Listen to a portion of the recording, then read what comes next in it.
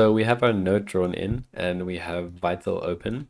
And so let's begin with what I think is the most important step, and that's going to be setting up LFO1 to have a rising ramp shape like this, and reducing the tempo of LFO1 to be something slower, like 4 bars long. And then you'll see with this sound, we're going to be changing the pitch with LFO1 and a whole bunch of effects. Everything is going to be using LFO1.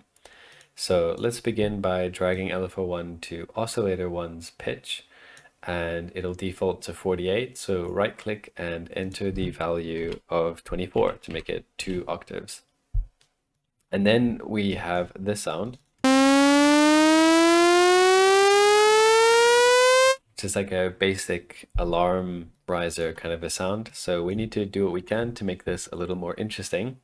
And let's start by adding about 5 voices and then dragging the unison detune to something very low, like 1%, and using LFO1 to increase the detune amount over here. Maybe we can make it go up to about halfway, somewhere around there. So let's take a listen to what that's doing.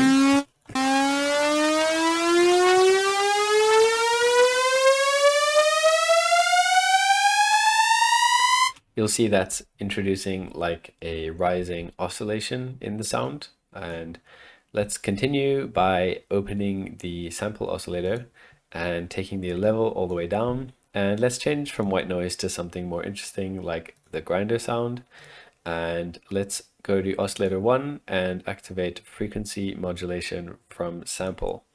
Let's have this set at around 50% as it comes. That sounds about good to me. And we can hear what that's doing to the sound.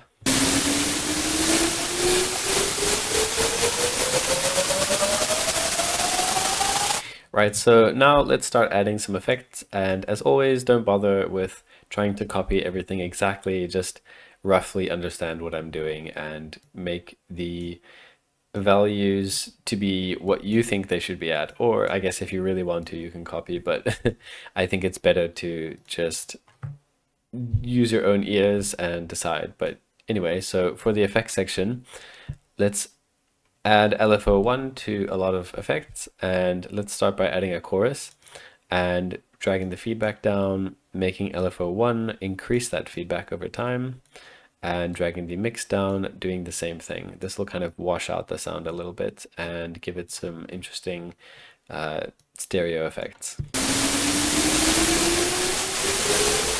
And then let's add some compression, dragging the mix down, increasing that with LFO1. Let's add distortion, increasing the drive with LFO1 just a little bit. And let's add a flanger, same thing, dragging the feedback down, increasing it with LFO1.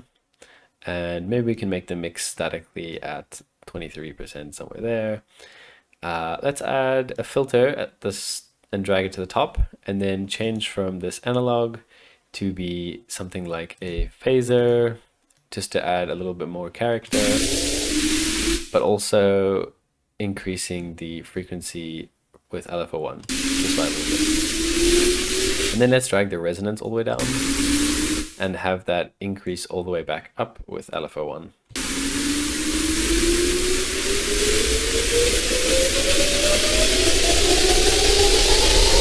Now I'd say we're almost there, so let's add underneath this section here, let's add a filter. There's a spectral filter here. And let's have it go from somewhere here, 53%, drag it backwards, but not all the way, somewhere around there.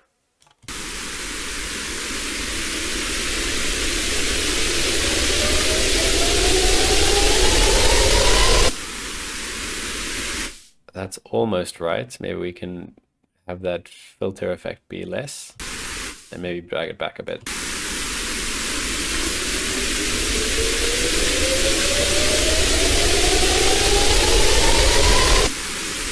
The other thing that you can play with is going to the LFO shape and adding some curvature, maybe make it like bring it down like this exponential graph, or make it more a rounded curve. I think let's go with a little more of a rounded curve like this.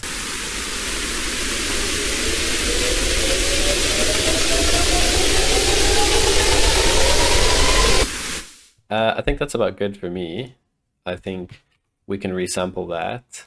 So put resample on in an audio track and hit the ARM recording and record.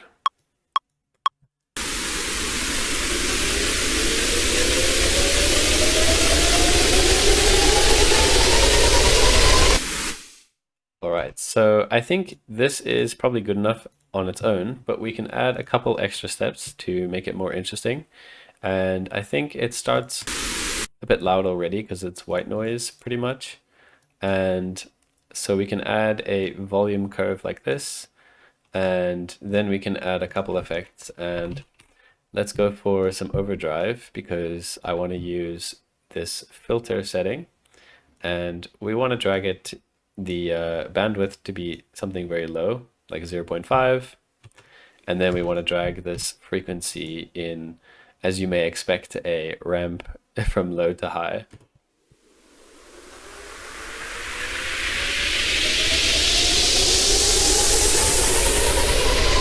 And honestly, I like the way that sounds. We can maybe bring the drive down a little bit. It can get a little harsh on the top frequencies, so we can bring the tone a little bit down. But other than that, I think it's pretty good. And maybe one more effect that we could add to make this more interesting is some reverb. And have the reverb, let's put it behind the overdrive, and then automate the hertz value here, so the frequency of the high cut, and let's go from low to high in the ramp shape. And let's do the same shape with the decay value. Maybe bring it down a little more, and the same shape with the dry wet. And you'll notice with these riser sounds, this shape is obviously that's the shape you're going to apply to pretty much everything.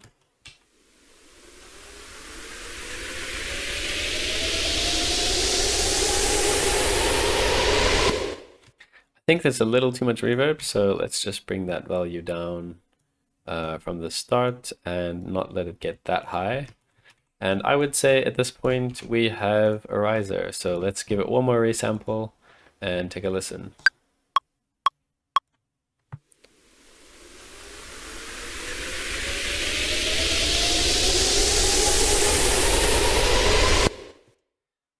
Cool. And I think just one more note, you could have this stop abruptly like this, which is kind of what I like to do with risers because they transition into a drop for a beat or, a climax section, it transitions into something. So you don't need to have anything after it. But if you wanted to, with this sound, you could let the tail of the reverb ring out like this.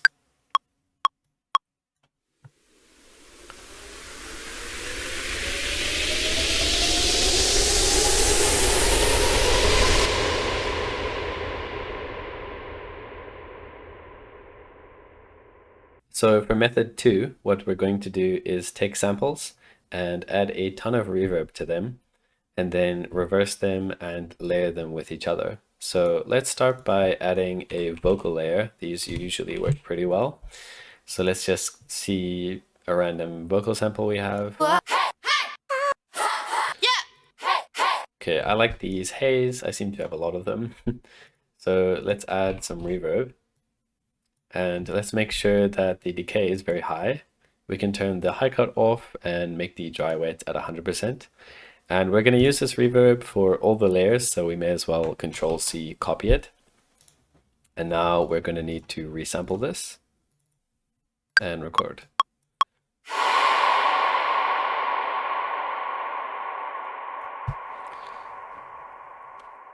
Great, so let's tidy this up by making it in line here with the 4 bars.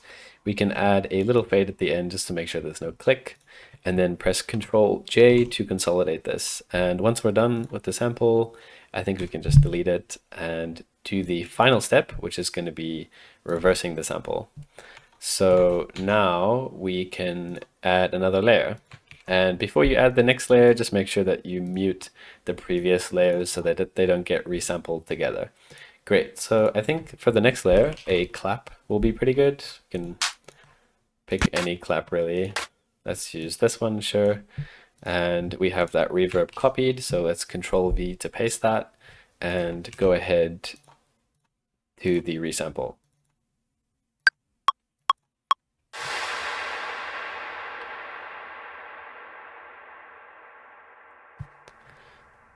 Great, let's cut this, fade it, and Control J consolidate, get rid of that sample, and reverse it. And you can see what we're doing here. We can just add layers and layers. You yourself, you can do as many layers as you think you want to with as many samples as you want. I think just to save some time, we'll stick with 3. So for our last one, how about we get some low frequencies in and add a kick? Sure, let's use this one. And we've got that reverb copied, Control V, paste. Do our final resample here, making sure the others are muted.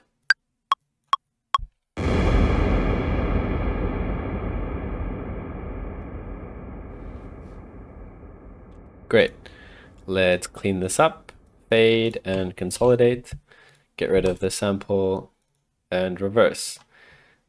And let's take a listen to what they sound like together. Gonna need to unmute those. Right.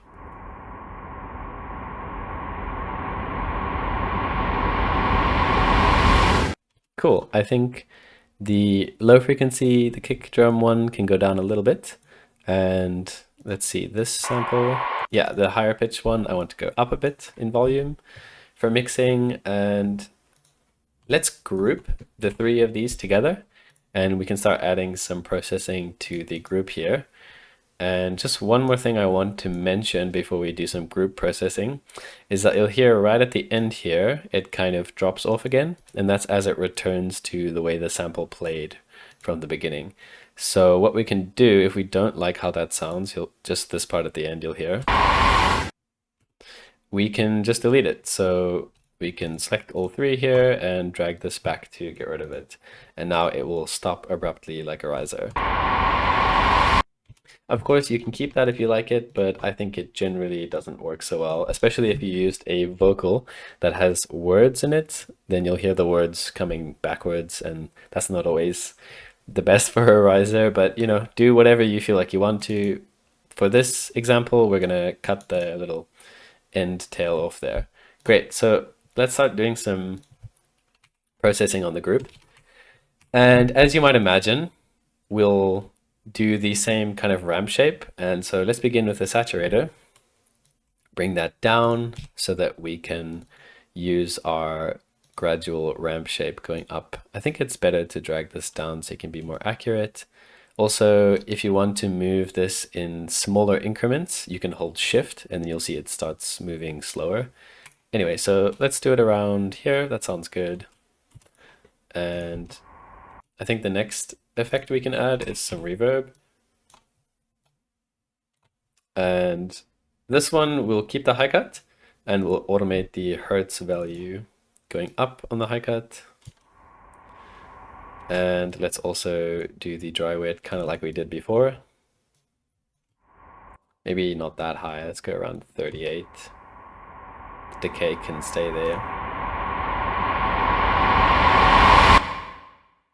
Great, I think we need a little more excitement. So maybe we can add some chorus ensemble here, and let's automate the dry wet.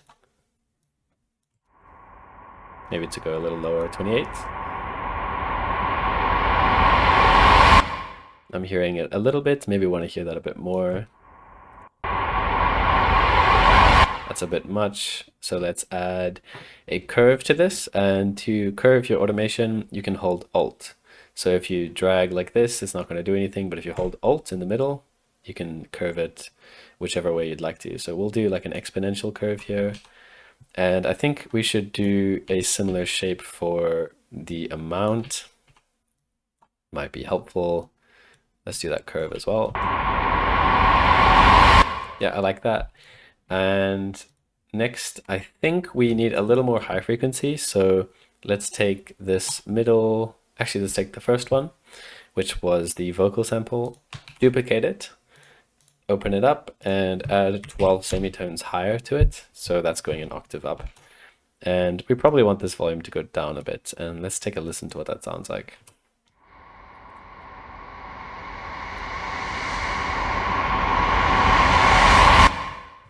Cool, that's got a little bit of warping, making it go up and down. It's not exactly smooth, but I really like that because I think it adds a bit of character to it. And sometimes you need a simple riser like this that you don't want to stand out so much. So I think this is great the way it is, and we can keep a little bit of the reverb tail. So let's resample this and take a listen.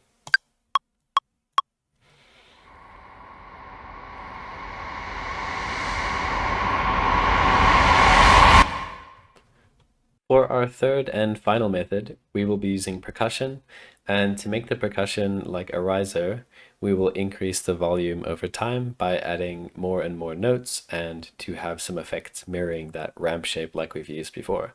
So let's start by adding a snare in here, and what we're going to do is add some reverb to the snare.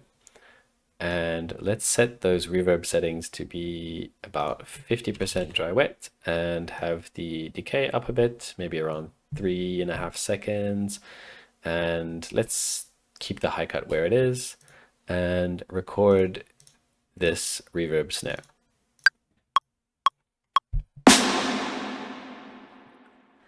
Cool. So let's shorten that and consolidate, and we can get rid of this snare. So the reason we wanted to extend this with some reverb is so that we can add it to a simpler and to make use of a technique in changing the decay. So let's add the snare into this simpler here. And if you're not on Ableton, just use any sampler that you have. So let's delete this now that we have it dragged in. Create a pattern with MIDI, and if I put it on C4, it'll be an octave higher than the original pitch. So let's take this down an octave by using Shift and the down arrow. C3 will give us the original pitch. So we have a little pattern here playing on every first and every third beat in the bar. Great, so let's bring this decay down and take this sustain all the way down, and then let's automate this decay value from low to high. I think it's a bit low. Let's go from about here. Let's go all the way up, maybe come down a little bit, about 700 to the top.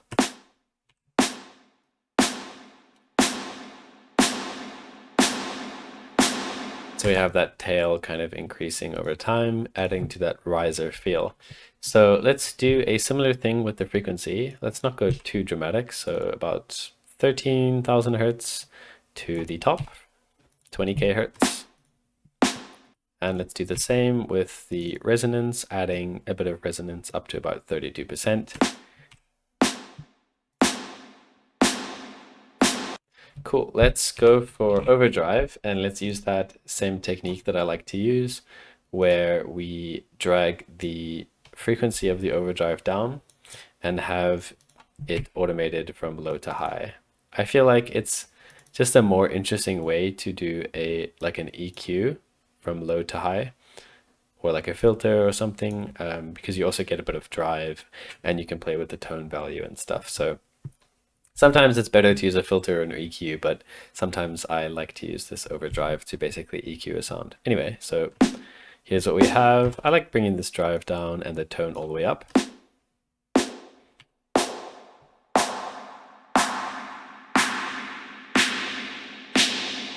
That works. I do think we want to add some of this band width to go up at the end, and I can hear that it will be nice with some curve. So let's hold Alt and drag down to have like an exponential curve. Great. So I think we can add some saturation to this, and if we click on here where it says analog clip and change it to wave shaper, and then click this arrow, it gives us a couple more settings, and so we can try to find something interesting in the wave shaper section here. So let's drag the drive decibels down and have the good old ramp shape applied. I think we can add some curve. So let's automate from a low percentage, like 1, to go up a bit. The curve gets a bit extreme, so let's not go too much.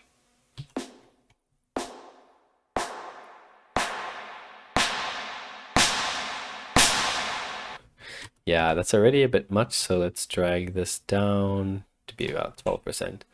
Great. So I think we want to add some reverb to this whole loop as well. So let's bring the decay down and have this automated up in our ramp shape. Maybe also the high cut from low to high. So we're just looking for things that we can automate in this ramp shape, basically, to add to this riser feel.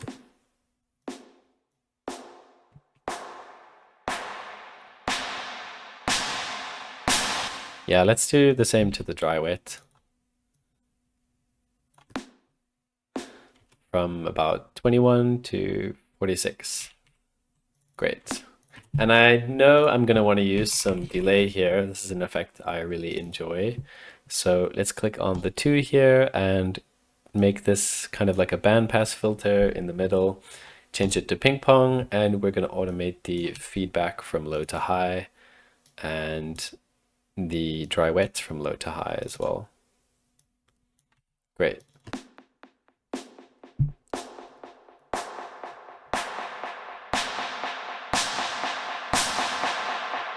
Cool, I am liking that. I think we want to add something more. It sounds a little, it feels like it's missing something. So let's add some chorus. Have this automate from low to high, just to change it a bit. Maybe we can add some erosion with the wide noise and make the width all the way up, and then basically just slightly automate the amount of this. And let's drag this erosion to be behind the overdrive at the beginning.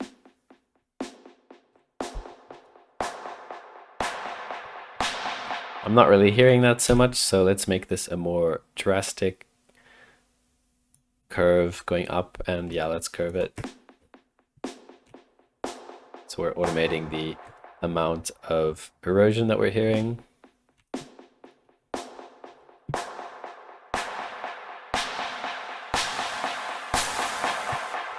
Okay, I think it gets a bit too much at the end there. We can bring that down. And I hear a lot of like crackly top end that I'm not enjoying hearing. So let's bring the frequency down to make this more of a low end noise. Sure, I'm happy with that. And I think what we can do is now reach for another layer. So let's go for maybe a clap. And let's add this clap. I think we're not going to use a sampler. Let's just bring this into a pattern, the same first, well, actually this is a different pattern. So the first and the second of every bar, every beat in the bar. And let's duplicate this with Control D across the pattern. And actually, just to save some time, let's grab all of these effects by clicking at the beginning and holding Shift, clicking at the end, then going Control C, Control V to copy paste. And I think let's get rid of the erosion for this one. Maybe bring the tone down a bit. So just make a couple changes here and there. Maybe bring the depth up a bit on the saturator, reduce the size here, and just make a couple changes. Bring the amount down for chorus so that it's slightly different. And now we've quickly added a effect chain here. Let's hear it together.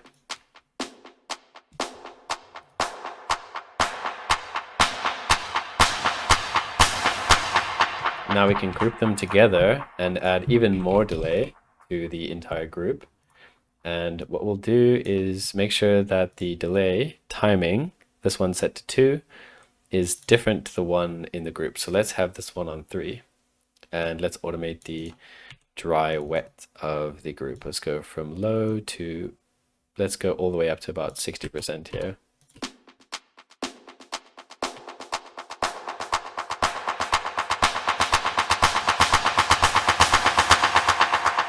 I think what could be cool is automating the feedback to be quite dramatic at the end. So let's hear how it sounds at the end.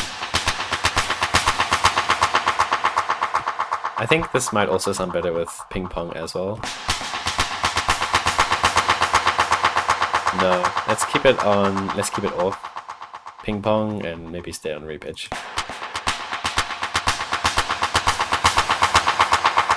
Let's add some saturation, going from low to high on the group. And add some reverb at the beginning.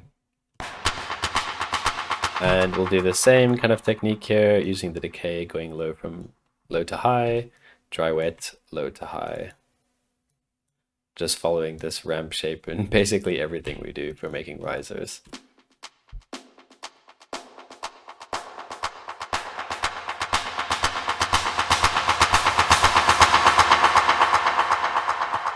Cool, so we can resample this.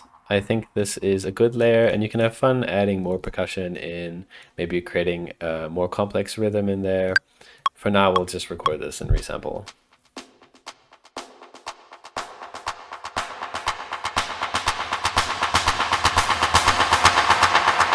Let's have this stop when we get to the top and consolidate. And I really feel like there's something at the end here that we need to do differently.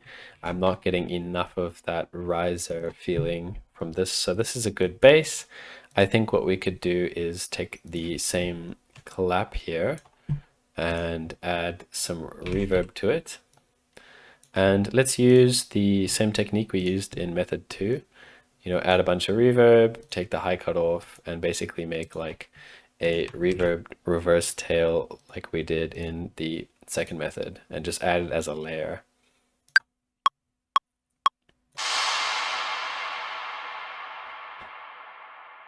We don't need it to be very long, so let's clean this up, fade and consolidate, get rid of that, reverse it, and add it to the end as a layer. And let's make sure this is inside the group so it gets the same processing. So let's just take a listen now. We need to unmute the group.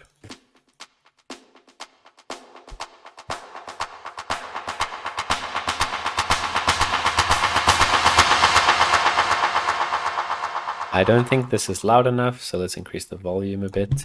And let's duplicate it and add a 7 semitone lower version of the sound. Let's hear it now.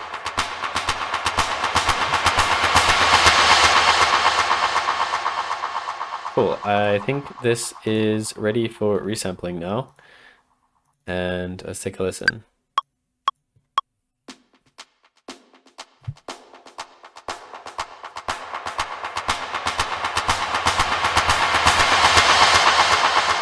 Great, this sound definitely, I think you want to cut right at the end there and consolidate. So we can take one final listen now without the extra delays. Let's just go from the middle. Cool. So there you have some kind of a percussion riser.